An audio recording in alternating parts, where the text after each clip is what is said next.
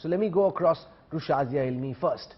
Rahul Gandhi, soon after the Prime Minister finished all this and said, all this is well and good, but he never answered my question. The Prime Minister very clearly chose to give the macro picture on how India was doing on his watch, saying that that's where Modi ka bharosa comes from. It comes from the voters. It doesn't matter what the so-called ecosystem says.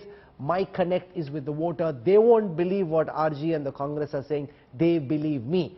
Do you think this was the right approach in terms of just disregarding whatever was said in Parliament yesterday, going out, trying to own the narrative, and do you think Modi's carried the day, and if so, why? You know, Rahul Gandhi has made a lot of accusations, and this is really not the first time. I don't think it's worth dignifying any of these unsubstantiated accusations which just smack of a poisonous hatred against the Prime Minister and the BJP without any backing whatsoever of facts, reality, and things as they've happened. So whether it's the Rafale or it's the Adani crisis that we see now, I mean, why should the Prime Minister have to answer or dignify something that is not worth dignifying? One. And the contrast is so clear. I mean, Prime Minister saying that he is inviting constructive criticism, but criticism that is compulsive, criticism for the sake of it, criticism that is almost idiotic and borders on the ludicrous, such as what we've seen, doesn't really evoke any... Anshul Avijit, the Prime Minister is seeking to dismiss everything that Rahul Gandhi said, saying it's not even worth responding to. Look at the bigger picture. What you see depends on the kind of eyesight you have.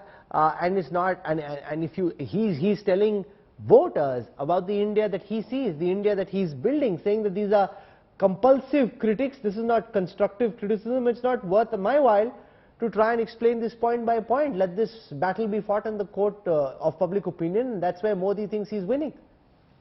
Rahul, you know, in psychoanalysis, they say that what you've emitted is far more powerful than what is being said, right? So, you know, it's really addressing the elephant in the room, which we are doing all the time. It doesn't matter what the Prime Minister says. You know, by his speech, it seemed that he was completely rattled. In the words of Mr. Rahul Gandhi, he was completely shell-shocked. And when the Prime Minister that way... He was actually quite aggressive. I don't understand how you're saying he was rattled or shell-shocked. Bombast. Yeah, okay. Absolutely. So when the Prime Minister is shell-shocked and rattled, he becomes this kind of bombast and bluster, and the aggression and the bitterness and the sarcasm actually betrays his entire discomfort with the Adani question. I mean, that is clear, absolutely clear in what he said. Shazia Ilmi, the Congress's counter, if the Prime Minister had answers, he would have given them. By not saying anything, he's actually saying more, because he could have just come out and denied all these charges. By not saying it, he's creating the specter of suspicion. You know, Prime Minister spoke about India. Prime Minister spoke about Indians. Prime Minister spoke about our capability, our capacity building. Prime Minister spoke about the new horizons, the roadmap. I mean, why would the Prime Minister dignify the accusations made by Rahul Gandhi, which he himself cannot substantiate? Because even earlier in the day, he was asked to give evidence. And there are, and that has been taken into account. No, that's an important counter. Well, once again, you don't talk over each other.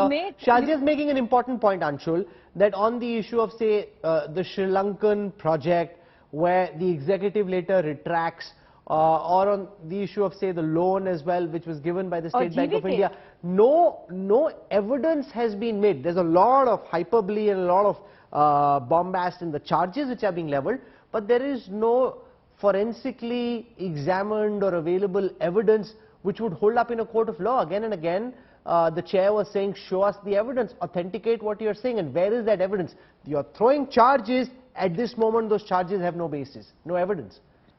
No, they have a JPC. Let's go into them. These are serious allegations on the Prime Minister about a truck, about an intrigue between a big business house and the government itself. I mean, how did a company that was 609 8 years back suddenly have a market capitalization of $220 billion in infrastructure? in infrastructure is an area, is a sector in which profit margins are not plenty, but suddenly you have this exaggerated sort of market capitalization. You know, there are serious allegations against, you know, manipulation, against accounting fraud, against offshore trading by hidden entities, round tripping